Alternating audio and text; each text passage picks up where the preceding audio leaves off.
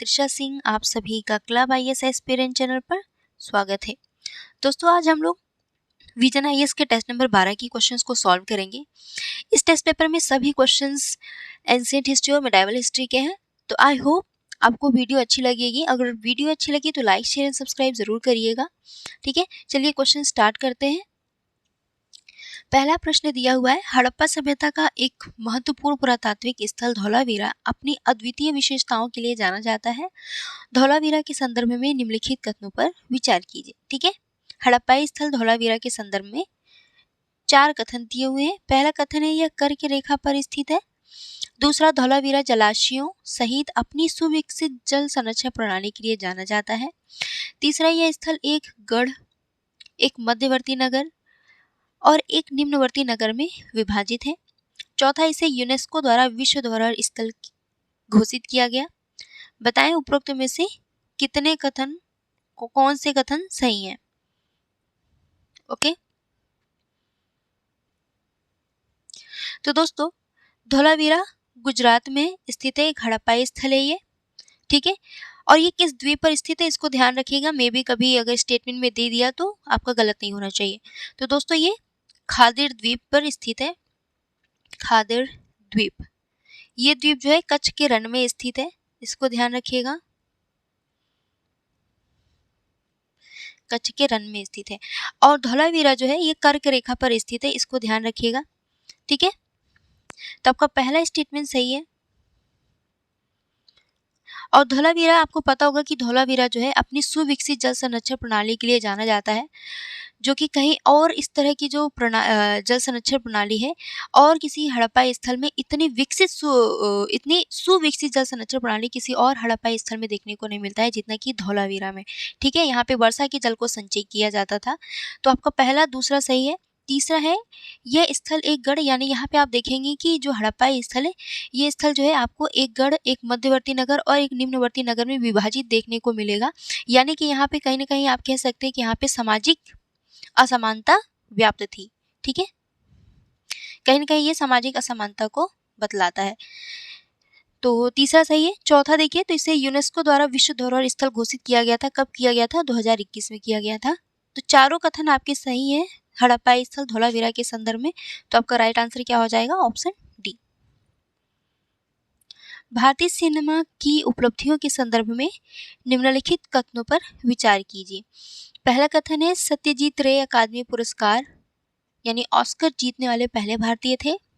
दूसरा, राजा हरिश्चंद्र को भारत की पहली पूर्ण लंबाई वाली फीचर फिल्म के रूप में मान्यता प्राप्त है। बताएं कौन सा कथन सही है। तो दोस्तों ऑस्कर अवार्ड जीतने वाली पहली भारतीय भानु अथैया थी। ठीक है, भानु अथैया। तो आपका पहला कथन गलत हो गया। सत्यजीत रे को जो है ऑस्कर अवार्ड जो है मिला था 1992 में। ओके, तो पहला गलत है। दूसरा देखिए, राजा हरिश्चंद्र को भारत की पहली पूर्ण लंबाई वाली फीचर फिल्म के रूप में मान्यता मिली थी। तो राजा हरिश्चंद्र मूवी को किसने बनाया था या इसके डायरेक्टर कौन थे? तो दादा साहब फाल्के थे। ठीक है, दादा साहब फाल्के। ठीक है, तो आपका 1913 में बनी थी ये फिल्म। तो आपका दूसरा कथन सही है, पहला गलत है। तो राइट आंसर क्या हो जाएगा? केवल 2। ओके, चलिए अगला क्वेश्चन देखिए। चंद्रकेतुगढ़ स्थल के संदर्भ में कौन सा कथन सही नहीं है? क्वेश्चन पूछा है कौन सा कथन सही नहीं है।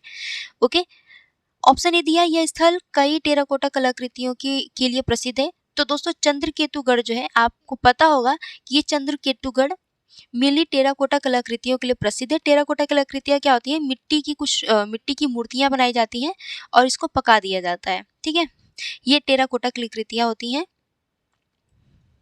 तो ये टेराकोटा कलाकृतियों के लिए प्रसिद्ध है चंद्रकेतुगढ़। तो आपका ए तो सही है। ठीक है, और यहाँ पे देखेंगे आप ब्राह्मी और खरोष्टी के संयोजन में उत्कृष्ट अभिलेख पाए जाते हैं। तो दूसरा भी सही है, ऑप्शन बी भी सही है। और यहाँ पर आभूषणों के साथ साथ जो है कई साज सज्जा वाली स्त्री प्रतिमाएं बड़ी मात्रा में पाई गई हैं, तो ऑप्शन डी भी सही है।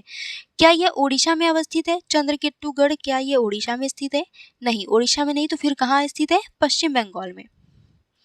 ठीक है, पश्चिम बंगाल में। तो आपका राइट आंसर क्या हो जाएगा? क्योंकि क्वेश्चन ने पूछा है कौन सा कथन सही नहीं है, तो आपका राइट आंसर हो जाएगा ऑप्शन सी, पश्चिम बंगाल में स्थित है, ओडिशा में नहीं।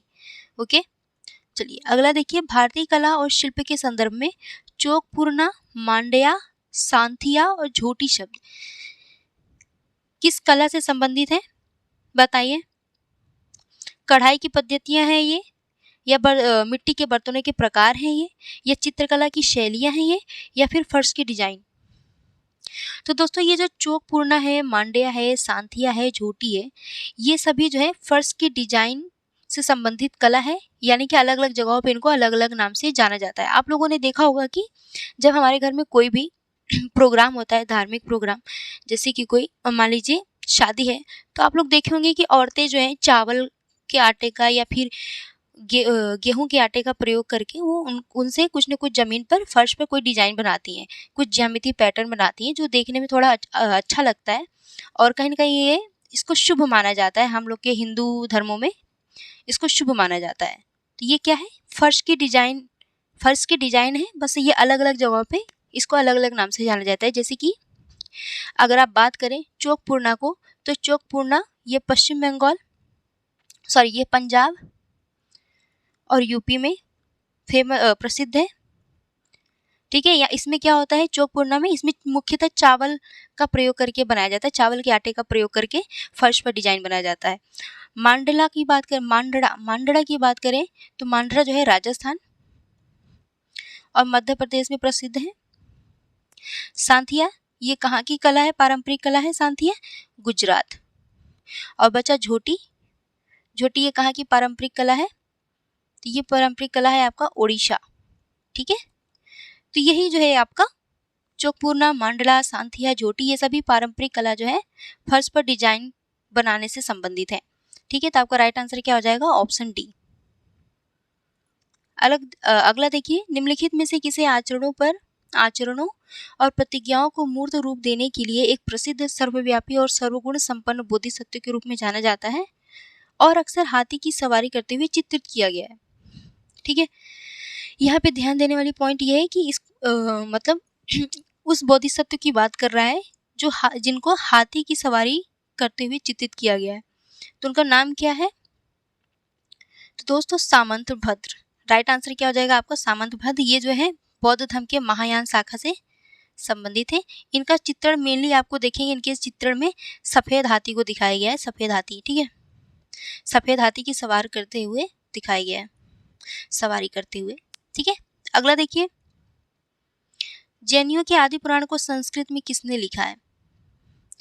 तो दोस्तों जैनियों के आदि पुराण को संस्कृत में लिखा है जिनसेन ने। ठीक है, और अगर कन्नड़ में बात करें कि कन्नड़ में आदि पुराण की रचना किसने की है, कन्नड़ में आदि पुराण की रचना किसने की है? तो पंपा ने की है। ठीक है, ध्यान रखिएगा। अगर हम बात करें आदि पुराण में, ठीक है, आदि पुराण में हमें किसकी जानकारी प्राप्त होती है? तो प्रथम जैन तीर्थकर कौन थे? ऋषभदेव और उनके पुत्रों के बारे में हमें जानकारी प्राप्त होती है आदि पुराण से। ठीक है, चलिए अगला देखिए, निम्नलिखित भू राजस्व प्रणाली पर विचार कीजिए। उपयुक्त भू राजस्व प्रणालियों में से कितनी अकबर के शासनकाल में प्रचलित थी? ठीक है, अकबर के शासनकाल में कौन कौन सी भू राजस्व प्रणालियां प्रचलित थी, ये बताना है आपको। तो दोस्तों अकबर के शासनकाल में गल्ला बख्शी प्रणाली, नस्क प्रणाली और दहसाला प्रणाली, ये तीनों ही प्रचलित थी। ठीक है, तो आपका राइट आंसर क्या हो जाएगा? Option C. अगला देखिए, निम्नलिखित में से कौन से देश कोलंबो सुरक्षा सम्मेलन के सदस्य हैं? तो दोस्तों कोलंबो सुरक्षा सम्मेलन के सदस्य कौन कौन है? भारत है, श्रीलंका है, मालदीव है, अभी हाल ही में बांग्लादेश जो है इसका 5वां सदस्य बना है। ठीक है, चौथा सदस्य मालदीव बना था। और 2011 में भारत, श्रीलंका और मालदीव द्वारा इसका गठन किया गया था। ठीक है, तो आपका राइट आंसर क्या हो जाएगा कि इसमें सुरक्षा सम्मेलन कोलंबो सुरक्षा सम्मेलन के कौन कौन सदस्य है, तो चारों सदस्य है, तो राइट आंसर हो जाएगा ऑप्शन डी। अगला क्वेश्चन देखिए आप लोग, भारतीय यूनानियों द्वारा जारी किए गए सिक्कों के संदर्भ में निम्नलिखित कथनों पर विचार कीजिए। पहला कथन है उनके सिक्कों पर एक तरफ राजा और दूसरी तरफ हिंदू धार्मिक देवी देवताओं को दर्शाया गया था।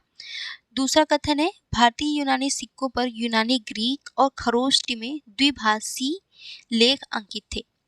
बताना है कि कौन सा कथन सही है।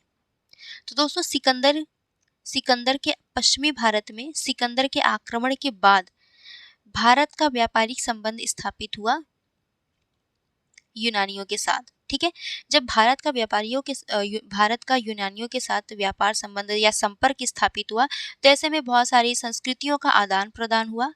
ठीक है, तो ऐसे में आप लोग देखेंगे कि यूनानियों के सिक्कों पर, ठीक है, भारतीय यूनानियों के सिक्कों पर एक तरफ राजा का चित्रण होता था, राजा को दर्शाया जाता था और दूसरी तरफ हिंदू धार्मिक देवी देवताओं को दर्शाया गया था। तो कहीं ना कहीं ये बताता है कि यूनानियों का भारत के साथ किस तरह का संपर्क था। ठीक है, तो पहला कथन सही है। दूसरा कथन देखिए, भारतीय यूनानी सिक्कों पर यूनानी यानी ग्रीक और खरोष्टी में द्विभाषी लेख अंकित थे। यानी कि इससे आपको पता चलता है कि भारत का यूनानी के साथ व्यापार वाणिज्य स्थापित था, तभी इसका प्रभाव आप सिक्कों पर देखने को मिलता है। ठीक है, तो राइट आंसर क्या हो जाएगा, कथन एक और दोनों कथन सही है, तो आंसर हो जाएगा आपका ऑप्शन सी। अगला देखिए, हाल ही में सुर्खियों में रहा पद मनी म्यूल निम्नलिखित में से संबंधित है। तो दोस्तों मनी मूल क्या है, एक तरह का डिजिटल धोखाधड़ी और अवैध धन हस्तांतरण है। इसमें क्या होता है कि कोई व्यक्ति है जो अवैध कार्य करता है, ठीक है, अवैध रूप से धन प्राप्त करता है और इस धन को डायरेक्टली वो अपने अकाउंट में ट्रांसफर नहीं करता है, बल्कि वो किसी न किसी को ऐसे फंसाता है, अपने जाल में फंसाता है, चाहे वो डायरेक्टली या इनडायरेक्टली। जैसे कि मान लो कि ये व्यक्ति क्या करेगा कि विज्ञापन करेगा कि आज नौकरी के संबंध में कोई विज्ञापन जारी करेगा, कोई लेख जारी करेगा, ठीक है, या फिर किसी और जरिए, जैसे कि क्या होता है कि ब्लैकमेल किया जाता है, किसी लड़के को फंसाया जाता है, या फिर रोमांस के जरिए। आप लोग देखे होंगे आज के टाइम में क्या हो रहा है कि बहुत सारी लड़कियां वीडियो कॉल पर लड़कों से बातें करती हैं, फिर वो प्राइवेट एक्टिविटीज़ करती हैं वीडियो कॉल पर, या फिर लड़का किसी लड़की को फंसाता है और उनकी प्राइवेट एक्टिविटीज़ वीडियो कॉल के माध्यम से करते हैं और पूरा रिकॉर्ड कर लिया जाता है, फिर उनको ब्लैकमेल किया जाता है। तो ये सभी अवैध तरीके अपनाए जाते हैं, क्या करने के लिए, पैसे को किसी व्यक्ति के अकाउंट में ट्रांसफ़र करने के लिए। ठीक है, तो किसी व्यक्ति को अपने जाल में फंसाता है ये व्यक्ति, और किसी व्यक्ति को अपने जाल में फंसा करके इस अवैध तरीके से प्राप्त किए धन को उसके अकाउंट में ट्रांसफर कराता है। ठीक है, फिर मान लो ए व्यक्ति के अकाउंट में पैसे ट्रांसफर कराया, अब ये क्या कराएगा कि ए व्यक्ति किसी और व्यक्ति के अकाउंट में पैसा ट्रांसफर कराएगा। ठीक है, ऐसे करते करते एक चैन बन जाएगा, एक साइकिल बन जाएगा, फिर लास्ट में क्या होगा कि वो पैसा इसी व्यक्ति का अकाउंट में ट्रांसफर हो जाएगा। ठीक है, तो यानी कि ये एक तरह का मनी लॉन्ड्रिंग का काम होता है, इसमें ब्लैक मनी को व्हाइट मनी में कन्वर्ट करने के लिए। ठीक है, तो आपका राइट आंसर हो जाता है ऑप्शन ए। इसलिए भाई आप लोग जब भी ऑनलाइन प्लेटफॉर्म कोई भी ऑनलाइन प्लेटफॉर्म यूज़ कर रहे हैं तो बहुत सतर्क होकर यूज़ करें। ठीक है, ताकि आप उसमें उसका शिकार न बने। ठीक है, अगला देखिए, विष्णुपद मंदिर के संदर्भ में निम्नलिखित कथनों पर विचार कीजिए। पहला कथन है इसका निर्माण रानी अहिल्याबाई होलकर ने करवाया था। दूसरा, यह बिहार में गंगा नदी के तट पर स्थित है। तो दोस्तों 1787 ईस्वी में रानी अहिल्याबाई होलकर द्वारा फाल्गु नदी के तट पर, बिहार में फाल्गु नदी के तट पर विष्णुपद मंदिर का निर्माण कराया गया था, और ये विष्णुपद मंदिर जो है विष्णु जी को समर्पित है। ठीक है, तो आपका पहला कथन तो सही हो गया, किसका निर्माण रानी अहिल्याबाई होलकर ने करवाया था, फाल्गु नदी के तट पर। तो ये बिहार में गंगा नदी के तट पर नहीं बल्कि फाल्गु नदी के तट पर है। तो आपका पहला सही है, दूसरा कथन गलत है, तो राइट आंसर हो जाएगा केवल एक। अगला देखिए, दक्षिण भारत में हुए भक्ति आंदोलन के संदर्भ में निम्नलिखित कथनों पर विचार कीजिए। पहला कथन है शंकराचार्य के अनुसार मनुष्य को ईश्वर में विलीन होने के लिए ज्ञान की प्राप्ति आवश्यक है और पर्याप्त ज्ञान के बिना मनुष्य मोक्ष प्राप्त नहीं कर सकता है। तो आप लोग को पता होगा कि शंकराचार्य द्वारा अद्वैतवाद दर्शन को प्रतिपादित किया गया था। इनके अनुसार ये बात करते हैं कि अगर मनुष्य को मोक्ष की प्राप्ति करनी है तो मोक्ष की प्राप्ति ज्ञान के बल पर ही किया जा सकता है। बिना ज्ञान के मनुष्य मोक्ष की प्राप्ति नहीं कर सकता है। तो आपका पहला कथन सही है।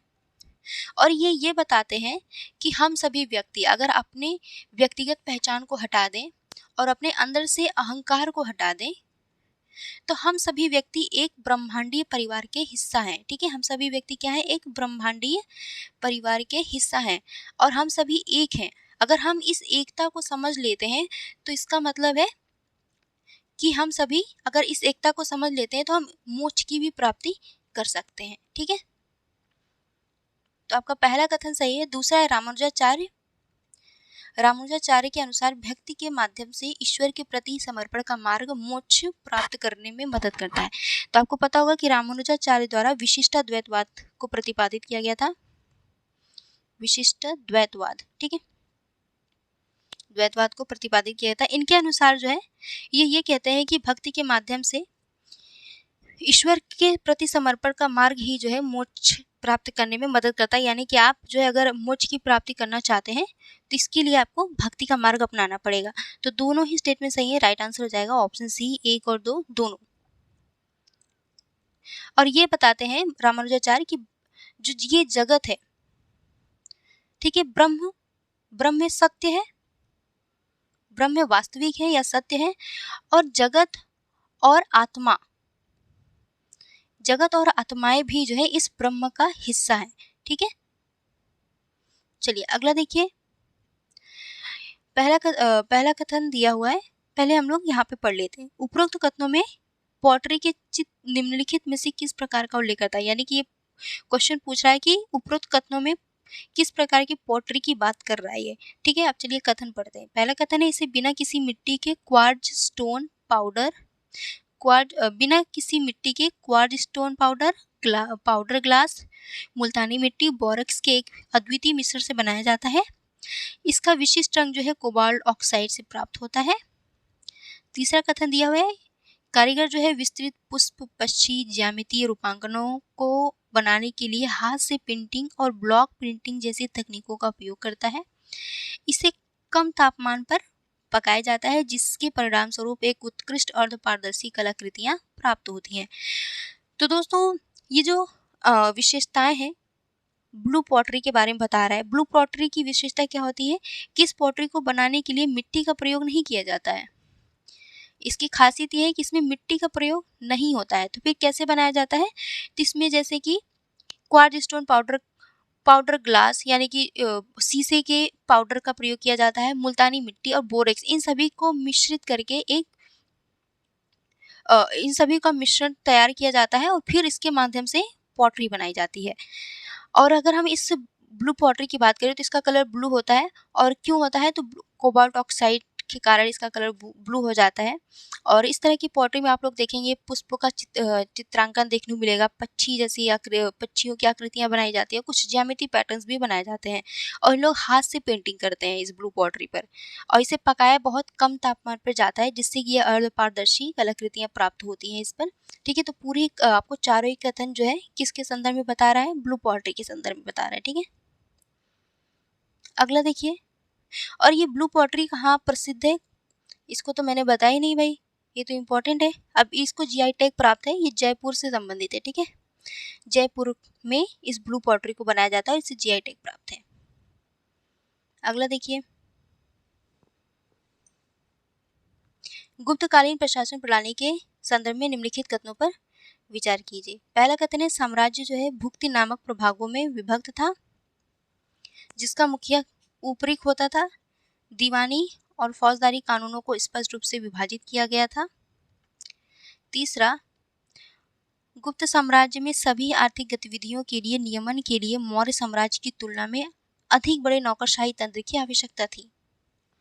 ठीक है, तो बताना है कि कौन सा कथन सही है। गुप्तकालीन प्रशासन प्रणाली के संदर्भ में।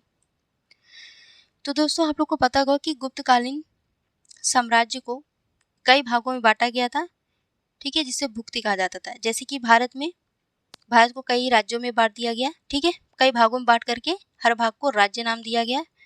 इसी तरीके से गुप्तकालीन साम्राज्य को कई भागों में बांट करके हर भाग को भुक्ति नाम दिया गया और इस भुक्तियों को कई भागों में बांटा गया जिसे विषय कहा गया, ठीक है। विषय जिसकी राज्य है तो हर राज्य को कई जिलों में बांट दिया जाता है, ठीक है, हर राज्य को कई टुकड़ों में बांट करके जिला नाम दे दिया गया। इसी तरीके से पहले तो गुप्तकालीन साम्राज्य को अलग अलग भागों में बांटा गया जिसे भुक्ति कहा गया, फिर हर भुक्ति को अलग अलग टुकड़ों में विभाजित किया गया, फिर जिसे विषय कहा गया, ठीक है। तो आपका पहला कथन सही है कि जो गुप्तकालीन साम्राज्य था भुक्ति नामक प्रभागों में विभाजित था और इसका मुखिया उपरिक कहलाता था, ठीक है। उपरिक के नेतृत्व में ही साम्राज्य का विभाजन हुआ था जिसे भुक्ति कहते हैं। तो पहला कथन सही है। और दीवानी और फौजदारी कानूनों को आप देखेंगे पहली बार जो है यानी कि मौर्य साम्राज्य के बाद पहली बार गुप्तकालीन समाज में गुप्त काल में पहली बार दीवानी और फौजदारी कानूनों को स्पष्ट रूप से विभाजित किया गया था। इसके पहले मौर्य काल में नहीं हुआ था, मौर्य साम्राज्य में नहीं हुआ था, ठीक है। तो दूसरा कथन सही है आपका। तीसरा कथन दिया कि गुप्त साम्राज्य में सभी आर्थिक गतिविधियों के नियमन के लिए मौर्य साम्राज्य की तुलना में अधिक बड़े नौकरशाही तंत्र की आवश्यकता थी। नहीं, तीसरा गलत है। मौर्य साम्राज्य का विस्तार बहुत व्यापक क्षेत्रों पर था, ठीक है, बहुत ज़्यादा व्यापक क्षेत्र था। अब अगर इतने बड़ी साम्राज्य है मौर्य साम्राज्य तो उसके आर्थिक गतिविधियों के नियमन के लिए भाई बड़े नौकरशाही तंत्र की आवश्यकता होगी। लेकिन गुप्त काल में इस तरह का आर्थिक गतिविधियाँ इतने बड़े लेवल पर नहीं थी कि जिसके लिए बड़े नौकरशाही तंत्र की आवश्यकता हो, ठीक है। तो आपका तीसरा गलत हो गया। तो राइट आंसर क्या हो जाएगा? 1 और 2 दोनों। अगला देखिए, rapid Apophis mission for space safety के संदर्भ में निम्नलिखित कथनों पर विचार कीजिए। पहला कथन है, इसका उद्देश्य 2029 में पृथ्वी के सबसे करीब पहुंचने के दौरान अपोफिस क्षुद्र ग्रह का अध्ययन करना है। इसे यूरोपीय अंतरिक्ष एजेंसी द्वारा लॉन्च किया जाएगा, ठीक है। तो rapid Apophis mission for space safety ये क्या करेगा? ये जब पृथ्वी के सबसे करीब पहुंचेगा तो उस दौरान ये अपोफिस नामक क्षुद्र ग्रह पर थोड़ी देर के लिए उतरेगा और वहां से कुछ वहां की भौतिक सामग्रियों को लेगा और फिर उसका अध्ययन करेगा उस अपोफिस क्षुद्र ग्रह का, ठीक है। तो पहला कथन सही है और दूसरा कथन भी सही है कि इसे यूरोपीय अंतरिक्ष एजेंसी द्वारा लॉन्च किया गया था। तो आंसर क्या हो जाएगा? 1 और 2 दोनों, ठीक है। यहाँ अपोफिस से ध्यान रखिएगा, अपोफिस दिया हुआ है, अपोफिस ये क्या है? क्षुद्र ग्रह है, ठीक है। तो कभी एग्जाम में आ गया, मान लो ध्यान नहीं रहा तो ऐसे आप लोग इसका आंसर कर लीजिएगा, ठीक है। अगला क्वेश्चन देखिए, इस्लामी वास्तुकला दिया है, उसका क्या संकेत है ये दिया है। मेहराब, इस्लामी वास्तुकला में आप लोग मेहराब देखेंगे तो मेहराब जो होता है दोस्तों मक्का की दिशा को इंगित करने वाला प्रार्थना कक्ष होता है, ठीक है। तो आपका पहला गलत हो गया। और मिंबर क्या होता है? मिंबर जो होता है मस्जिद में उपदेशक मंच, एक तरह का ये मंच होता है, ठीक है। उपदेशक मंच के रूप में इस्तेमाल की जाने वाली छोटी सीढ़ियाँ, यानी कि ये जो यहाँ पे छोटी सीढ़ियाँ होती हैं जहाँ से खुतबा पढ़ा जाता है। तो आपका तीसरा जो है सही सुमेलित नहीं है क्योंकि इसमें दिया है मक्का की दिशा को इंगित करने वाला प्रार्थना कक्ष। दूसरा आपका कथन सही है, किबला लिवान। ये जो है मक्का की दिशा में बनी मस्जिद की दीवार होती है, इसी को किबला लिवान कहा जाता है। तो आपका कितना कथन कौन सा सही सुमेलित है? तो केवल 2 जो है सही सुमेलित है। तो राइट आंसर हो जाएगा ऑप्शन बी। अगला देखिए, भारतीय शैल कला के संदर्भ में विषय वस्तु और कला तकनीकों की दृष्टि से लखुड़ियार और भीमवेटिका चित्रकला की शैलियाँ किस प्रकार भिन्न है। देखिए यहाँ पे लखुड़ियार और भीमवेटिका चित्रकला की शैलियाँ दी हुई हैं। दोनों लखुड़ियार और भीमवेटिका चित्रकला में क्या अंतर है ये इसमें आपको बताना है ऑप्शंस के माध्यम से, ठीक है। पूछा है दोनों शैलियाँ किस प्रकार भिन्न हैं। ऑप्शन ए दिया हुआ है, लखुड़ियार चित्रकला प्राकृतिक रंगों के उपयोग के लिए जानी जाती है जबकि भीमवेटिका चित्रकला कृत्रिम रंगों का उपयोग कर नहीं। देखिए लखड़ियार चित्रकला और भीमवेटिका चित्रकला दोनों में प्राकृतिक रंगों का प्रयोग किया गया है, लेकिन इसमें दिया है भीमवेटिका चित्रकला में कृत्रिम रंगों का उपयोग किया गया नहीं। तो आपका ये गलत हो गया, ठीक है। दूसरा दिया है, लखड़ियार चित्रकला में ज्यामिति पैटर्न और एक छड़ी जैसी मानव आकृतियों पर बल दिया गया है जबकि भीमवेटिका में शिकार नृत्य और घरेलू गतिविधियों सहित विभिन्न प्रकार के दृश्य दर्शाए गए हैं। तो ये आपका कथन सही है। ठीक है। लखुड़ियार में देखेंगे कि ज्यामितीय पैटर्न और एक छड़ी जैसी आकृतियां, यानी कि कुछ बहुत ही सिंपल पैटर्न है इसमें बनाया गया है, जैसे कि इस तरह से मानव का चित्रण किया गया है। कैसे बनाया गया है यार, मैं भूल गई। इस तरह से, ठीक है, इस तरह से आपको इसमें चित्रण देखने मिलेगा, यानी कि डंडे का प्रयोग करके चित्रण करा गया है। ठीक है। और शिकार करते हुए बहुत सारे चित्रण इसमें किए गए, यानी कि बहुत सरल तरीके से लखुड़ियार चित्रकला में बहुत सरल पैटर्न का प्रयोग करके बनाया गया है। बहुत ज़्यादा जटिल नहीं है कि उसको बनाना बहुत मुश्किल हो। ठीक है। अब देखिए भीमबेटका में शिकार करते हुए का नृत्य करते हुए घरेलू गतिविधियों जैसी विभिन्न प्रकार के दृश्य दर्शाए गए हैं। तो ये थोड़ा सा जो भीमबेटका चित्रकला है थोड़ी सी जटिल है ये, यानी कि थोड़ा देखने में भी बहुत ज़्यादा अलग लगता है और थोड़ा मुश्किल भी होता है। इसको बनाना बड़ा मुश्किल रहा होगा। ठीक है। तो आपका बी सही है। अब देखिए आगे के ऑप्शंस भी देख लीजिए। ठीक है, ताकि कल को अगर क्वेश्चन थोड़ा अलग दे दे तो भी आप कर लो। लखुड़िया चित्रकला में हिंदू पौराणिक कथाओं के दृश्यों का दर्शाया गया है, जबकि भीमबेटका बौद्ध विषयों पर नहीं। देखिए ये लखुड़िया चित्रकला और भीमबेटका चित्रकला दोनों किसी धर्म से संबंधित नहीं है। यहाँ पे जो चित्र मिले हैं दोनों, यानी कि लखुड़िया चित्रकला और भीमबेटका चित्रकला, यहाँ पर जो चित्र मिले हैं वहाँ के स्थानीय लोगों का चित्रण किया गया है, यानी कि मनुष्यों का चित्रण किया गया है, जानवरों का चित्रण किया गया है। इसके अलावा पशु शिकार करते हुए का चित्र, ये किसी धर्म से संबंधित चित्रण नहीं देखने को मिलेगा। ठीक है। तो सी सही नहीं है। भीमबेटका चित्रकला में केवल सफ़ेद और लाल रंगों का प्रयोग किया गया है, जबकि लखुड़िया चित्रकला में सफ़ेद, पीले, लाल, गेरू, बैंगनी, भूरे और काले सहित रंगों की एक विस्तृत श्रृंखला का उपयोग किया गया है। तो दोस्तों आप लोग देखेंगे भीमबेटका चित्रकला में, तो यहाँ पे विभिन्न प्रकार के रंगों का प्रयोग किया गया है। ठीक है, कई कलर का। और लखुड़ियार में कम रंगों का प्रयोग किया गया है। यहाँ पे कम रंग का प्रयोग किया गया और यहाँ पे ज़्यादा रंग का प्रयोग किया गया है। ठीक है। तो आपका डी भी जो है सही नहीं है। ओके। और गूगल पे आप लोग लखुड़ियार चित्रकला और भीमबेटका चित्रकला का एक बार पेंटिंग देख लीजिएगा, ताकि थोड़ा और क्लियर हो जाए। ओके। चलिए अगला देखिए। निम्नलिखित में से कौन हिंदू धर्म और दर्शन में एक प्रमुख अवधारणा संसार की अवधारणा को सर्वोत्तम रूप से स्पष्ट करता है? इसका आंसर आपको बताना है कमेंट में। देखती हूँ मैं कौन इसका आंसर कर पाता है। ठीक है। चलिए अगला देखिए। मौर्य साम्राज्य के संदर्भ में निम्नलिखित कथनों पर विचार कीजिए। पहला कथन है मौर्य साम्राज्य में राजा देवपुत्र की उपाधि का उपयोग करते हैं। ये बहुत अच्छा क्वेश्चन है। ठीक है। मौर्य साम्राज्य में राजा देवपुत्र की उपाधि का उपयोग करते थे, जिसका अर्थ होता है ईश्वर का पुत्र। दूसरा कथन है मौर्य प्रशासनिक व्यवस्था में अधिकारियों को वेतन के रूप में भू राजस्व दिया जाता था।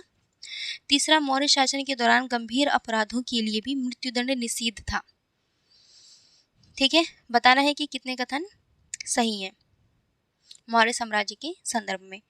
तो दोस्तों मौर्य साम्राज्य में आप देखेंगे चाहे चंद्रगुप्त मौर्य हो, बिंदुसार हो या अशोक है, इन सभी शासकों द्वारा देवपुत्र की उपाधि का उपयोग नहीं किया गया था। ठीक है। कहीं भी इन मौर्य साम्राज्य के किसी भी शासकों द्वारा देवपुत्र की उपाधि का प्रयोग नहीं किया गया था। तो आपका पहला गलत हो गया, बल्कि देवपुत्र की उपाधि का प्रयोग जो है आपको कुषाण वंश के शासकों द्वारा प्रयोग किया गया है, खास करके कनिष्क द्वारा।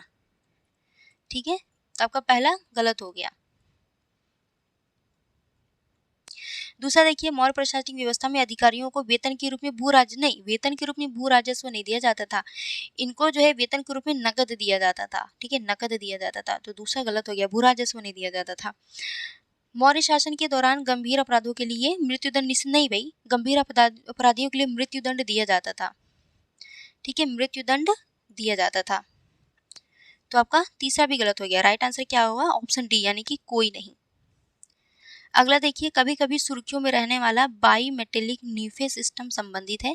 तो दोस्तों ये बाई मेटेलिक नीफे सिस्टम किससे संबंधित है? तो ये जो है जल विभाजन के माध्यम से प्रभावी ऑक्सीजन का उत्पादन करता है। तो ऑप्शन सी जो है आपका राइट आंसर है। अगला देखिए, सातवाहन राजवंश के संदर्भ में कटक और स्कंधावर शब्द किससे संबंधित है? कटक और स्कंधावर शब्द किससे संबंधित है? आंसर करिए। तो दोस्तों कटक और स्कंधावर जो है एक तरह का ये सैन्य शिविर होते थे जहां पर राजा आकर के ठहरता था। जब राजा आकर के इस सैन्य शिविर में ठहरता था तो ये जो सैन्य शिविर था एक तरह से प्रशासनिक केंद्र के रूप में कार्य करता था। तो आपका राइट आंसर हो जाएगा ऑप्शन सी। ठीक है, अगला देखिए, केंद्रीय बजट 2024-25 में शुरू की गई कौशल ऋण योजना के संदर्भ में निम्नलिखित कथनों पर विचार कीजिए। ठीक है, पहला कथन दिया हुआ है, इस योजना का संचालन कौशल विकास उद्यमिता मंत्रालय द्वारा किया जा रहा है। दूसरा, इस योजना के तहत उपलब्ध अधिकतम ऋण राशि 1.5 लाख रुपए है। तीसरा, 50,000 रुपए तक ऋण के लिए पुनर्भुगतान अवधि 5 वर्ष तक है। तो बताएं कितने कथन सही हैं? केंद्रीय बजट 2024-25 में शुरू की गई कौशल ऋण योजना के संदर्भ में। तो दोस्तों ये कौशल ऋण योजना जो है युवाओं को कौशल प्रदान करने के उद्देश्य से लाया गया है। ठीक है, और ये किस मंत्रालय द्वारा इसका संचालन किया जा रहा है? तो इसका संचालन वित्त मंत्रालय द्वारा किया जा रहा है। ठीक है, वित्त मंत्रालय द्वारा। तो आपका पहला गलत हो गया, न कि कौशल विकास और उद्यमिता मंत्रालय द्वारा। दूसरा देखिए, तो इस योजना के तहत उपलब्ध अधिकतम ऋण राशि 1.5 लाख रुपए नहीं बल्कि 7.5 लाख रुपए है। तो दूसरा भी गलत हो गया। तीसरा, 50,000 रुपए तक ऋण के लिए पुनर्भुगतान अवधि 5 वर्ष नहीं बल्कि 3 वर्ष है। तो तीसरा भी गलत हो गया। तो आपका राइट आंसर क्या होगा? ऑप्शन डी, यानी कि कोई भी नहीं सही है। ठीक है, सभी गलत है। अगला देखिए, प्राचीन भारत के विभिन्न शिलालेखों के संदर्भ में निम्नलिखित युग्मों पर विचार कीजिए। ठीक है, शिलालेख दिया है और विवरण। राबातक शिलालेख, इसमें दिया है कि चेर शासक की 3 पीढ़ियों का संदर्भ प्रदान करता है। तो दोस्तों राबातक शिलालेख जो है चेर शासक से संबंधित नहीं है, बल्कि ये कुषाण वंश के शासक कनिष्क के शासनकाल से संबंधित है। ठीक है, ठीक है, तो राबातक शिलालेख क्या है? राबातक शिलालेख में कनिष्क साम्राज्य के रक्त संबंध और विस्तार के बारे में उल्लेख करता है, न कि चेर शासक। तो पहला आपका गलत हो गया। ठीक है, पहला आपका गलत हो गया। ये जो राबातक शिलालेख है ये बैक्टीरियन भाषा में और ग्रीक लिपि में लिखी गई है और ये कुषाण वंशावली का महत्वपूर्ण साक्ष्य प्रदान करता है, न कि चेर शासकों का। तो पहला गलत हो गया। हाथी गुम्फा शिलालेख, ये जो है हाथी गुम्फा शिलालेख राजा खारवेल से संबंधित है। ठीक है, राजा खारवेल के बारे में बताता है। और राजा खारवेल आपको पता होगा कि ये जैन धर्म के अनुयायी थे। तो इस संदर्भ में जैन धर्म में मूर्ति पूजा का सबसे पुराना अभिलेखीय साक्ष्य जो है हाथी गुम्फा शिलालेख से प्राप्त होता है। तो आपका दूसरा कथन सही है। ठीक है, और हाथी गुम्फा शिलालेख प्राप्त कहाँ से हुआ है? तो ये ओडिशा की उदयगिरी पहाड़ी से प्राप्त हुआ है। दूसरा सही हो गया। तीसरा देखिए, पुगलूर शिलालेख, ये जो है पुगलूर शिलालेख ये तमिलनाडु के कुरूर जिले के पुगलूर नामक स्थान से प्राप्त हुआ था, पुगलूर शिलालेख। और ये किसके बारे में हमें जानकारी, इस शिलालेख से किसके बारे में हमें जानकारी प्राप्त होती है? तो चेर राजाओं की ये जो है चेर राजाओं के बारे में जानकारी प्रदान करती है ये शिलालेख। अगर हम इसको ऐसे कहें कि ये चेर राजाओं की वंशावली पर आधारित शिलालेख है। तो तीसरा गलत हो गया, ये कनिष्क साम्राज्य से संबंधित नहीं है। तो कितने कथन सही हैं? केवल एक। आंसर हो जाएगा ऑप्शन ए। अगला देखिए, निम्नलिखित में से कौन सा भारतीय सिनेमा में समानांतर सिनेमा का सर्वोत्तम वर्णन करता है? ठीक है, समानांतर सिनेमा में क्या होता है दोस्तों कि ऐसी सिनेमा, मतलब ये इस तरह की सिनेमा में समाज की वास्तविकता का चित्रण करता है, यानी कि समाज की वास्तविकताओं पर आधारित होता है। जैसे कि जातिवाद से संबंधित मूवी बन रहा है, ठीक है, संप्रदायवाद से रिलेटेड कोई मूवी बन रहा है जो समाज के वास्तविक छवि को दिखाता है। सांप्रदायिकतावाद से संबंधित हो या महिलाओं के दयनीय स्थिति से संबंधित कोई मूवी हो, यानी कि ये जो है समाज के वास्तविक घटनाओं पर आधारित होता है। तो ये इसका राइट आंसर क्या हो जाएगा? ऑप्शन डी, यानी यथार्थवादी कथाओं की विशेषता वाला एक आंदोलन जो अक्सर सामाजिक मुद्दों को दर्शाता है, जिसमें मजबूत चरित्र संचालित कहानियों पर ध्यान केंद्रित किया जाता है। ठीक है, अगला देखिए, गुप्त काल के दौरान मूर्ति कला की एक शैली विकसित हुई। इसकी विशेषता क्रीम रंग के बलुआ पत्थर और धातु का उपयोग है। इस शैली की मूर्तियां स्वच्छ वस्त्र धारण किए हुए और इसमें किसी भी तरह की नग्नता नहीं है। बुद्ध के सिर के चारों ओर का प्रभा मंडल आकर्षक रूप से सजाया गया है। उपयुक्त परिच्छेद में से निम्नलिखित में से किस कला का किस कला शैली का उल्लेख है। तो दोस्तों ये जो आप लोग देखे होंगे गुप्त काल की मूर्ति कला, अगर बात करें गुप्त काल के दौरान जो मूर्ति कला की एक शैली विकसित हुई, उसमें आप देखेंगे मेनली क्रीम रंग के बलुआ पत्थर का उपयोग होता था और साथ में धातुओं का भी उपयोग होता था। और जो भी मूर्ति बनाई जाती थी वो वस्त्र धारण की हुई मूर्तियां बनाई जाती हैं, यानी कि यहाँ पे आप देखेंगे नग्नता नहीं देखने को मिलेगा। ठीक है, और इसके साथ ही बुद्ध की मूर्तियां बनाई जाती थी, तो बुद्ध के चारों ओर का जो प्रभा मंडल होता था काफी ज्यादा आकर्षक होता था। तो ये किस शैली की बात कर रहा है? सारनाथ शैली की बात कर रहे हैं, यानी कि गुप्त काल के दौरान एक मूर्ति कला की शैली विकसित हुई थी, उसका नाम था सारनाथ शैली। तो राइट आंसर हो जाएगा ऑप्शन सी। ठीक है, इसकी विशेषता ध्यान रखिएगा कि क्रीम रंग के बलुआ पत्थर का प्रयोग होता था, साथ में धातु का भी प्रयोग होता था। और महिलाओं को जो है इसमें खासकर जो मूर्तियां बनाई जाती थी तो वो नग्नता जैसे वस्त्र के साथ ही बनाई गई है, नग्न मूर्तियां नहीं बनाई गई हैं। और बुद्ध के सिर के चारों ओर का प्रभा मंडल जो होता था काफी ज्यादा आकर्षक होता था। इसके साथ ही इसमें बुद्ध के कुछ मूर्तियां बनाई गई हैं, जैसे कि ध्यान मुद्रा में, धर्मचक्र प्रवर्तन मुद्रा में और अभय मुद्रा में। ध्यान रखिएगा इसको। ठीक है, ध्यान मुद्रा, धर्मचक्र प्रवर्तन मुद्रा, अभय मुद्रा। चलिए अगला देखिए। मध्यकालीन भारतीय इतिहास में कायस्थ मुख्य रूप से किस भूमिका के लिए जाने जाते थे? तो कायस्थ जो है एक तरह की ये जाति थी।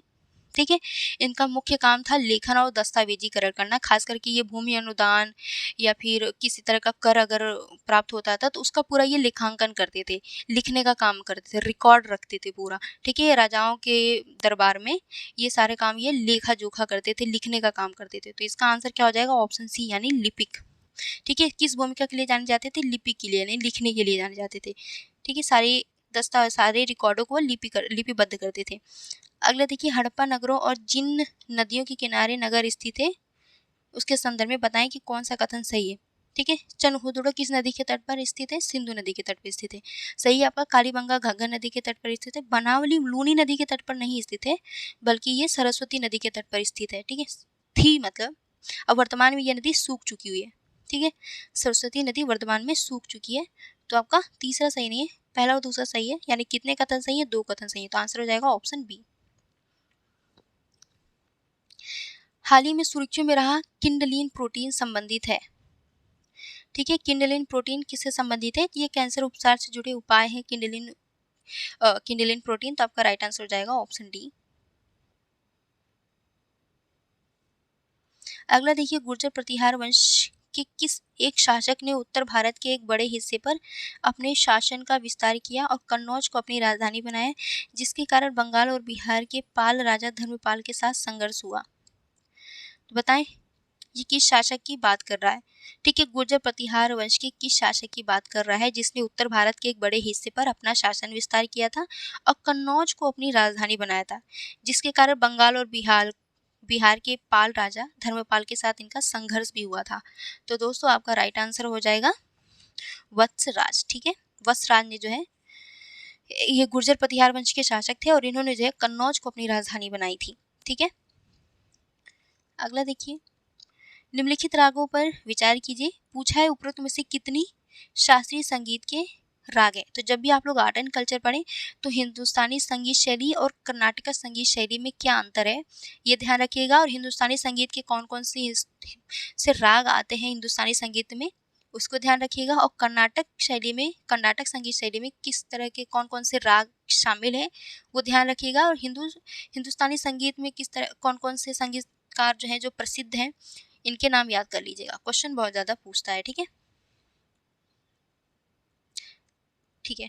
तो दोस्तों हिंदुस्तानी संगीत के राग की बात करें तो सिंधु भौरवी, तोड़ी, खमाज, इसके अलावा ध्रुपद, धमार, ठुमरी, ठम्पा, ये सभी जो है हिंदुस्तानी संगीत के शैलियाँ हैं। और सिंधु भौरवी, तोड़ी मेनली अगर हम बात करें तो सिंधु भैरवी, तोड़ी, खमाज ये सभी हिंदुस्तानी संगीत के राग है। आंसर क्या हो जाएगा? Option C. अगला देखिए, निम्नलिखित कथनों में से कौन सा संगम युग से संबंधित किलार, वेलिर और वेंदर शब्दों की व्याख्या करता है? ठीक है, संगम युग के किलार, वेलिर और वेंदर शब्दों की व्याख्या करता है, यानी ये क्या थे? ये शासक थे विभिन्न क्षेत्रों के।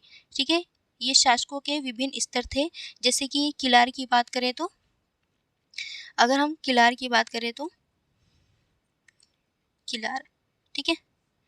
किलार की बात करें दोस्तों तो ये छोटे क्षेत्र के मुखिया हुआ करते थे, यानी कि ये छोटे क्षेत्रों पर शासन करते थे, छोटे क्षेत्र के मुखिया होते थे संगम काल में।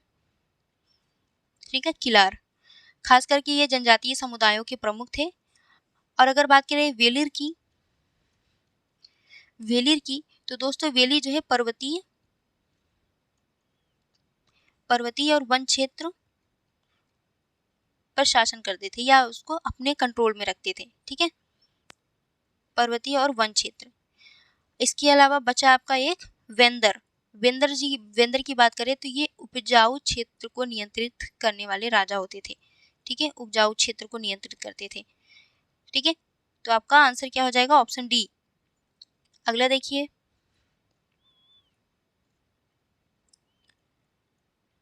संस्कृति मंत्रालय द्वारा शुरू की गई परी परियोजना के संदर्भ में निम्नलिखित कथनों पर विचार कीजिए। परी मतलब public art of India. Okay. पहला कथन दिया हुआ है, इसका उद्देश्य समकालीन विषयों और तकनीकों के साथ सदियों पुरानी विरासत से प्रेरित लोक कला को प्रदर्शित करना है। दूसरा, इसे भारतीय पुरातत्व सर्वेक्षण और राष्ट्रीय संग्रहालय द्वारा कार्यान्वित किया जा रहा है। तो दोस्तों आपका पहला तो सही है परी प्रोजेक्ट के संदर्भ में, लेकिन दूसरा कथन जो दिया है कि भारतीय पुरातत्व सर्वेक्षण और राष्ट्रीय संग्रहालय द्वारा कार्यान्वित किया जाता है, तो नहीं, इसको जो है दोस्तों ललित कला अकादमी, याद रखिएगा ये क्वेश्चन। ठीक है।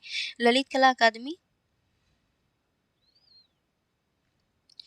और साथ ही में राष्ट्रीय आधुनिक कला दीर्घा द्वारा संयुक्त रूप से इसको कार्यान्वित किया जाता है। तो दूसरा गलत है। राइट आंसर क्या हो जाएगा? केवल एक। अगला देखिए, अनेकांतवाद यानी वास्तविकता सभी के लिए एक समान है, किंतु प्रत्येक व्यक्ति के दृष्टिकोण के आधार पर वास्तविकता का अनुभव भिन्न होता है। इसकी यानी अनेकेंतवाद की अवधारणा पर निम्नलिखित में से किस भारतीय दर्शन द्वारा बल दिया गया? तो मैं बार बार बोल क्यों नहीं पा रही हूँ। अनेकांतवाद को किसके द्वारा प्रतिपादित किया गया था? बताएं। या ये किस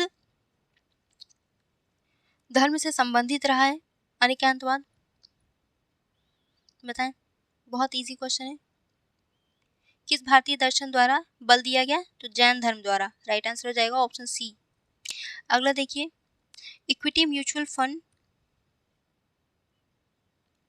के संदर्भ में निम्नलिखित कथनों पर विचार कीजिए। पहला कथन है, इसका उद्देश्य ट्रेजरी बिल जैसी निश्चित आय उत्पन्न करने वाली प्रतिभूतियों में निवेश करके समय के साथ मूल्य में वृद्धि करना है। दूसरा है, यह सामान्य तौर पर उच्च रिटर्न प्रदान करता है, किंतु डेट म्यूचुअल फंड की तुलना में इसमें जोखिम और लागत अधिक होती है।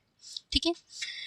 दोस्तों इक्विटी म्यूचुअल फंड क्या होते हैं कि इसमें क्या होता है कि अलग अलग निवेशकों से ये पैसा इकट्ठा करते हैं और उस पैसे का प्रयोग जो है ये सार्वजनिक रूप से कारोबार करने वाली कंपनियों के शेयरों या इक्विटी में निवेश करते हैं। ठीक है। ये शेयरों या इक्विटी में निवेश करते हैं या फिर प्रतिभूतियों में निवेश करते हैं। तो आपका पहला कथन गलत है कि इसमें दिया है कि इसका उद्देश्य ट्रेजरी बिल जैसी निश्चित आय उत्पन्न करने वाली प्रतिभूतियों में निवेश। नहीं, ये जो है शेयर या इक्विटी में निवेश करते हैं, ट्रेजरी बिल में नहीं। तो आपका पहला गलत हो गया। और इनका ध्यान मेनली जो है इक्विटी पर ही केंद्रित रहता है, क्योंकि इन इक्विटी से इनको उच्च रिटर्न प्राप्त होता है। दूसरा कथन सही है आपका। ठीक है। तो राइट आंसर क्या हो जाएगा? Option B. अगला देखिए, डाउन सिंड्रोम के संदर्भ में निम्नलिखित कथनों पर विचार कीजिए। पहला कथन है, यह वंशानुगत आनुवंशिक विकार है जो केवल माता पिता से ही उनकी संतानों में हस्तांतरित होता है। दूसरा, यह असामान्य कोशिका विभाजन के परिणाम स्वरूप 21वें गुणसूत्र की एक अतिरिक्त प्रति बनने के कारण होता है। ठीक है। तो डाउन सिंड्रोम जो है दोस्तों, ये बीमारी वंशानुगत नहीं होती है। ठीक है। बल्कि ये भ्रूण विकास के दौरान कोशिका विभाजन में त्रुटियों के कारण होती है। तो पहला गलत हो गया, वंशानुगत नहीं होती है। दूसरा कथन सही है कि इसमें क्या होता है कि असामान्य कोशिका विभाजन के कारण 21वां गुणसूत्र जो है एक अतिरिक्त अपना प्रति बना लेता है, कॉपी बना लेता है, तो इस वजह से डाउन सिंड्रोम होता है। तो पहला कथन जो है आपका गलत था, दूसरा सही है। तो राइट आंसर हो जाएगा ऑप्शन डी। अगला देखिए, भारतीय गौर के संदर्भ में निम्नलिखित कथनों पर विचार कीजिए। पहला कथन है, इसे वन्यजीव संरक्षण अधिनियम 1972 की अनुसूची 1 के अंतर्गत सूचीबद्ध किया गया है। दूसरा, यह केवल सदाबहार वनों में ही पाया जाता है। ठीक है। तो दोस्तों भारतीय गौर की बात करें तो इसे भारतीय बाइसन भी कहा जाता है। ठीक है। भारतीय बाइसन भी कहा जाता है। ओके, और ये मुख्यतः शाकाहारी जीव होते हैं, ये शाकाहारी होते हैं और ये मुख्यतः दक्षिण एशिया, दक्षिण पूर्व एशिया का सबसे बड़ा स्थानिक गो जातीय पशु है। ठीक है, ये स्थानिक गो जातीय पशु है कहाँ की? दक्षिण एशिया, दक्षिण पूर्व एशिया की। ठीक है, गो जातीय पशु है। और इसमें दिया है कि यह दूसरा कथन देखिए, तो इसमें दिया है यह केवल सदाबहार वनों में ही पाया जाता है, तो नहीं, ये केवल सदाबहार वनों में ही नहीं बल्कि अर्ध सदाबहार वनों या आर्द्र पर्णपाती वनों में भी पाया जाता है। तो दूसरा कथन गलत है। पहला सही है, किसी वन्यजीव संरक्षण अधिनियम 1972 के अनुसूची 1 के अंतर्गत सूचीबद्ध किया गया है। तो राइट आंसर क्या हो जाएगा? ऑप्शन ए, यानी कि कथन ए सही है केवल। ठीक है, दूसरा देखिए, विजयनगर साम्राज्य के प्रशासन की अमर नायक प्रणाली के संदर्भ में निम्नलिखित कथनों पर विचार कीजिए। ये बहुत इंपॉर्टेंट क्वेश्चन है।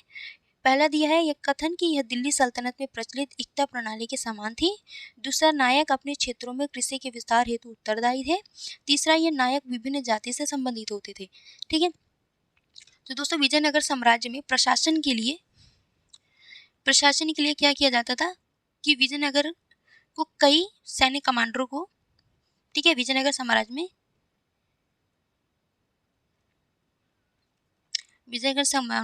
में सैन्य कमांडरों को अलग अलग भू क्षेत्र, यानी अलग अलग सैन्य कमांडरों को अलग अलग भू क्षेत्र प्रदान कर दिया जाता था। ठीक है, जैसे ए बी सी डी, ठीक है, ऐसे अलग अलग भू क्षेत्र इन सैन्य कमांडरों को दिया जाता था। और ये सैन्य कमांडर क्या करते थे? इस भू क्षेत्र में, यानी अपने अपने भू क्षेत्र में किसानों, शिल्पकारों, व्यापारियों से कर वसूला करते थे। ठीक है, और इस कर से जो इनको राजस्व प्राप्ति होती थी, ठीक है, इस कर से जो इन्हें राजस्व प्राप्ति होती थी, उस राजस्व में से कुछ हिस्सा ये अपने व्यक्तिगत खर्च के लिए करते थे, व्यक्तिगत खर्च के लिए प्रयोग करते थे। और कुछ जो है, क्योंकि ये जो सैन्य कमांडर होते थे युद्ध के समय राजा की मदद भी करते थे सैन्य कमांडर। ठीक है, ये जो सैन्य कमांडर होते थे युद्ध के समय राजा की मदद करते थे। तो इनके पास व्यापक मात्रा में हथियार हुआ करते थे, हाथी हुआ करते थे, घोड़ा हुआ करते थे। तो जो ये कर से जो पैसे प्राप्त करते थे, शिल्पकारों, किसानों, व्यापारियों से कर के रूप में ये जो राजस्व प्राप्त करते थे, तो इन राजस्व का कुछ हिस्सा तो ये व्यक्तिगत के लिए प्रयोग करते थे, अपने व्यक्तिगत खर्च के लिए, और कुछ हिस्सा जो है ये हथियारों, हाथी, घोड़ा, इनके रख रखाव के लिए करते थे। और जो कुछ पैसा बचता था वो क्या करते थे? राजा को उपहार के स्वरूप देते थे। ठीक है, और राजा को युद्ध में मदद करते थे ये। ठीक है, जब राजा युद्ध लड़ता था तो उस समय ये सैन्य कमांडर उनकी मदद भी करते थे। तो अब देखते हैं, अब स्टेटमेंट पे आइए। तो यही जो है आपका अमर नायक प्रणाली कही जाती थी। ठीक है, विजयनगर साम्राज्य के प्रशासन की। ठीक है, तो ये जो अमर नायक प्रणाली है ये दिल्ली सल्तनत में प्रचलित इक्ता प्रणाली की समान ही थी। तो पहला कथन सही है। दूसरा है नायक अपने क्षेत्रों में कृषि के विस्तार हेतु उत्तरदायी थे। तो बिल्कुल, क्योंकि ये किसानों से कर वसूलते थे तो कहीं ना कहीं ये कृषि के विस्तार के लिए भी उत्तरदायी थे। और नायक विभिन्न जाति, ठीक है, ये जो नायक होते थे, ये जो सैन्य कमांडर होते थे, अलग अलग जातियों से संबंधित है। ऐसा नहीं था कि कोई एक विशिष्ट जाति का व्यक्ति ही जो है सैन्य कमांडर बन सकता था या उसे भू क्षेत्र प्रदान किया जाता था। ठीक है, ये अलग अलग जाति से संबंधित है। तो आपका आंसर हो जाएगा ऑप्शन सी, यानी सभी तीनों कथन सही हैं। अगला देखिए, दिल्ली के सभी शासकों में अलाउद्दीन खिलजी के पास सबसे बड़ी स्थायी सेना थी। इसके रख रखाव के लिए उसने निम्नलिखित में से कौन से सुधार शुरू किए थे? ठीक है, अलाउद्दीन खिलजी के संदर्भ में बात कर रहा है। पहला कथन है किसने अपने सैनिकों को भुगतान भूमि अनुदान देकर किया। उसने घोड़ों की दाग प्रणाली शुरू की। जमाखोरी को नियंत्रित करने के लिए उसने बंजारों को पंजीकृत किया ताकि उन पर नजर रखी जा सके। चौथा है उसने भूमि राजस्व को उपज के 1/4 तक कम कर दिया। ठीक है, बताना है कौन सा कथन सही है। तो दोस्तों अलाउद्दीन खिलजी पहला ऐसा शासक था जिसने अपने सैनिकों को नगद वेतन दिया था। ठीक है, ठीक है, दिल्ली सल्तनत में अलाउद्दीन ऐसा पहला शासक था जिसने अपने सैनिकों को वेतन जो है नगद के रूप में दिया था, भूमि अनुदान के रूप में नहीं था। आपका पहला गलत हो गया। और इसने जो है घोड़ों की दागने की प्रणाली शुरू की थी। तो दूसरा कथन सही है। और जमाखोरी को कंट्रोल करने के लिए इसने बंजारों को पंजीकृत करने का काम शुरू कराया था। तीसरा कथन भी सही है। चौथा है उसने भू राजस्व को उपज का 1/4 नहीं बल्कि आधा कर दिया था, यानी कि कुल भू उपज का आधा भाग जो है ये भूमि राजस्व के रूप में लेता था। तो चौथा गलत है, इसमें दिया 1/4। ठीक है, तो आपका आंसर क्या होगा? 2 और 3, ऑप्शन सी।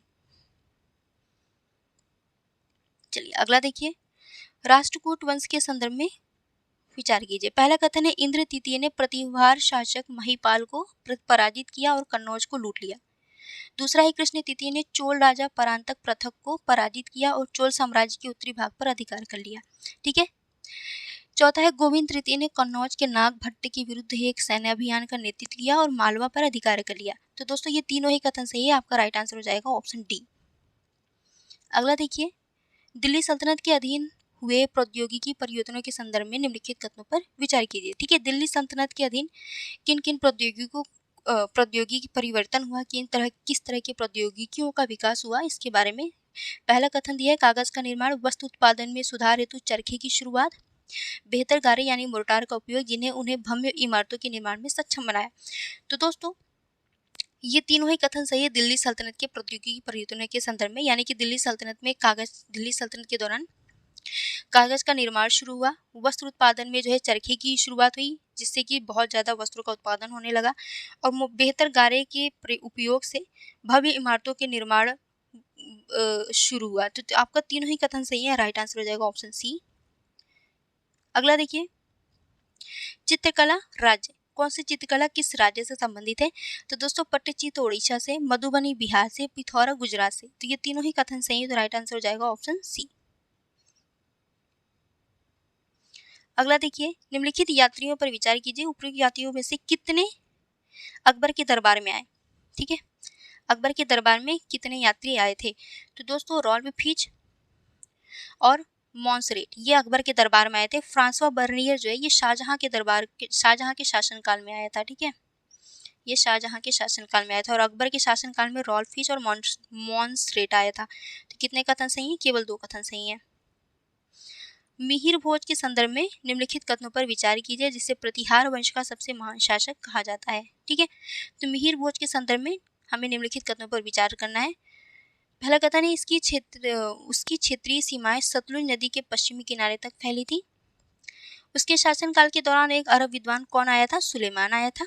वो प्रसिद्ध राष्ट्रकूट शासक अमोघवर्ष का समकालीन था। तो दोस्तों ये तीनों ही कथन आपका सही है मिहिर भोज के संदर्भ में, तो राइट आंसर हो जाएगा ऑप्शन सी, यानी कि मिहिर भोज के शासनकाल में ही सुलेमान आया था, ये अरब विद्वान था, और अमोघवर्ष का समकालीन माना जाता है मिहिर भोज को। और अगर इसकी क्षेत्रीय सीमाएं की बात करें तो सतलुज नदी के पश्चिमी किनारे पर इसकी क्षेत्रीय सीमाएं फैली हुई थी। ठीक है, तो राइट आंसर हो जाएगा ऑप्शन सी। अगला है, शिगेला के संदर्भ में निम्नलिखित कथनों पर विचार कीजिए। पहला कथन है, यह बैक्टीरिया द्वारा उत्पन्न आंतों का एक संक्रमण है। दूसरा है, शिगेला की वैक्सीन भारत में शिशुओं के टीकाकरण कार्यक्रम का भाग है। तो दोस्तों पहला स्टेटमेंट तो आपका सही है कि शिगेला जो है एक बैक्टीरिया द्वारा उत्पन्न आंतों का एक संक्रमण होता है, लेकिन शिगेला के लिए वैक्सीन जो है भारत में वर्तमान में अगर बात करें तो शिगेला के लिए वैक्सीन भारत में शिशुओं के टीकाकरण का कार्यक्रम का भाग नहीं है। दूसरा कथन गलत है, तो पहला सही है, राइट आंसर हो जाएगा ऑप्शन ए। अगला देखिए, सल्तनत के दौरान महत्वपूर्ण स्थानों के संदर्भ में निम्नलिखित कथनों पर विचार कीजिए। वर्तमान नाम दिया है, और इस बिहार, असम, उड़ीसा का पुराना नाम क्या था, या इसके संदर्भ में बताना है कि कितने कथन सही सुमेलित हैं। तो दोस्तों तिरहुत को वर्तमान बिहार को सल्तनत काल के दौरान तिरहुत के नाम से जाना जाता था। असम को सल्तनत काल के दौरान कामरूप के नाम से जाना जाता था। उड़ीसा को जाजनगर से। तो तीनों ही कथन सही है, तो राइट आंसर हो जाएगा ऑप्शन सी। अगला देखिए, लाहरी बंदर एक ऐतिहासिक मध्ययुगीन पत्तन नगर था, किस नदी के मुहाने पर स्थित था? तो दोस्तों लाहरी जो है लाहौर नाम से संबंधित है, लाहौर। ठीक है, लाहौर बंदर या लाहौरी बंदर। ठीक है, ये एक तरह का ये क्या था? पत्तन नगर था। ये किस नदी के तट पर स्थित था? तो सिंधु नदी के तट पर स्थित था। ठीक है, सिंधु नदी के मुहाने पर स्थित था। अगला देखिए, प्राय सुर्खियों में रहने वाला पद चाइनीज झालर को ये एलईडी लाइट का प्रकार जो दिवाली पे जलाते हैं, इससे मत टिक करके चले आइएगा, गलत हो जाएगा। ठीक है, ये एक तरह का आक्रामक जलीय फर्ण होता है, खास करके ऐसे तालाबों में ये या फिर ऐसे जलीय क्षेत्रों में उगता है जहाँ पर जिस जल में पोषक तत्व की मात्रा बहुत ज़्यादा होती है। ठीक है, और खास करके जब वो जल स्थिर होता है तो ये चाइनीज झालर जो है ये आक्रामक जलीय फर्ण अपना विस्तार कर लेता है तेजी से, और वहाँ की स्थानिक वनस्पतियों को नुकसान पहुंचाता है। तो आपका पहला कथन, आपका ऑप्शन ए जो है आपका राइट आंसर हो जाएगा। ये क्या है? चाइनीज झालर एक प्रकार का आक्रामक जलीय फर्ण है।